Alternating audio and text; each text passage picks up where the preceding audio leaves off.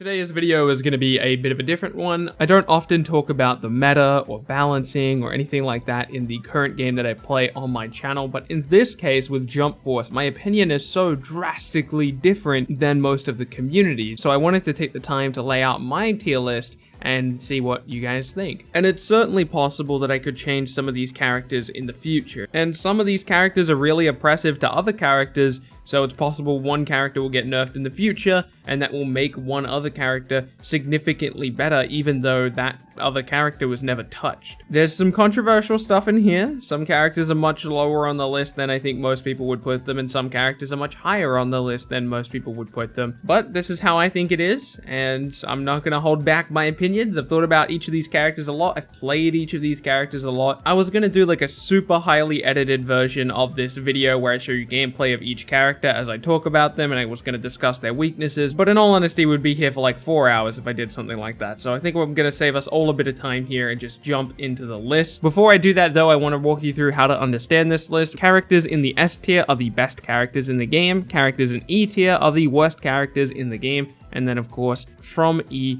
to S is like a ladder. Each step up is better and better. You might notice the lines separating each of these columns. That's because the characters furthest to the right have the best assists, and the characters furthest to the left have the worst assists. Okay, so now you should have a pretty decent understanding of how this graphic works. I would also like to thank Globku for providing this graphic. I'm sure he spent a lot of time on it, so please go subscribe to him. He does amazing work in this anime gaming space. Let's begin with E tier. I think the best way to describe an E tier character is a character that doesn't quite seem complete from a design perspective, and what they do have is very limited, and in order to play those characters correctly, you're going to need to dramatically change the way that you play the game for a mostly mediocre upside. These characters would include Blackbeard, Deku, Renji, Yugi, and Kaguya. If you're trying to win matches, I would recommend not playing any E tier characters, but in all honesty, you can kind of get away with playing anybody in this game. You can win matches with absolutely anybody, so don't feel deterred if one of your characters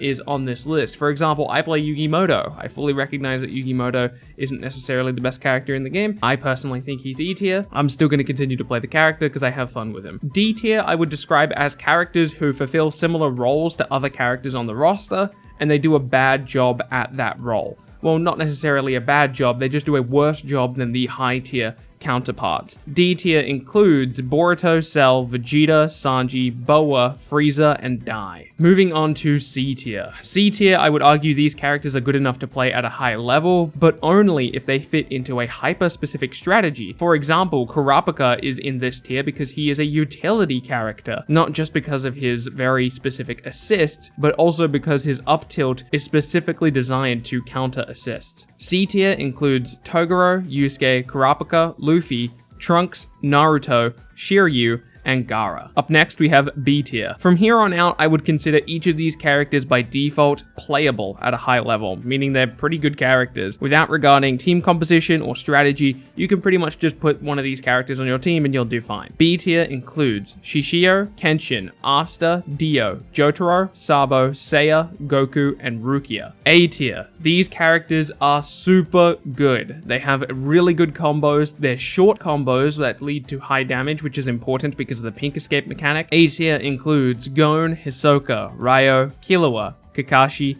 Sasuke, Aizen, Kenshin, and Piccolo. And finally, S tier. These characters are above the pack. They're much stronger than everybody else on the roster, and it wouldn't surprise me if they were nerfed in the future, in which case I would have to adjust this list pretty heavily, but that's Zorro and Ichigo. If you haven't been taking your Jump Force matches super seriously and you'd like to make a new team for competitive play, I would try selecting from this group of characters. If there isn't enough characters in here that you enjoy to be able to create a full team, then try selecting from this group. And if that doesn't do it for you, then this group, and so on until you find a team that you like. Let me know what you think of my tier list. I'm sure most of you hate where I put Yugi. I'm sure most of you hate where I put Gon. Regardless, I want to thank you so much for watching the video. If you could leave a like on it, I'd very much appreciate it. It helps other people find the video, and I love these types of discussions, so I want people to engage with it as much as possible. Subscribe if you're not already. My name's been Bilbzy, and I'll see you in the next video.